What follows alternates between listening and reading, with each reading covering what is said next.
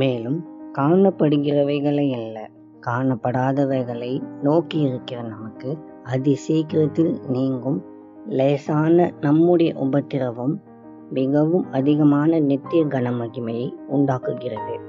2 கொரிந்தியர் 4:17.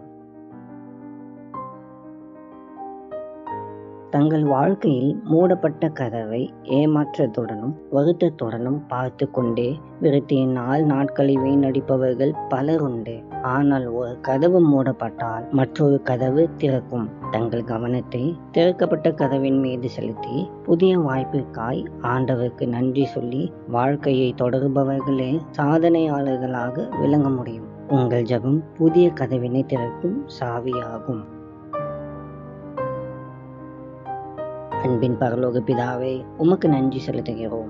ஆண்டவரே, நீர் எங்கள் மேல் வைத்திருக்கிற அன்பிற்காக ஸ்தோத்திரம். இந்த நாளிலும் உம்முடைய சித்தத்தை நாங்கள் செய்ய எங்களுக்கு உதவி செய்யும். நீர் எங்களுக்காக திறந்த வாசல்களையே வைத்திருப்பதற்காக ஸ்தோத்திரம். உம்முடைய சித்தம் எங்கள் வாழ்க்கையில் நிறைவேறுவதாக இயேசுவின் மூலம் ஜெபிக்கிறோம் பிதாவே. ஆமென்.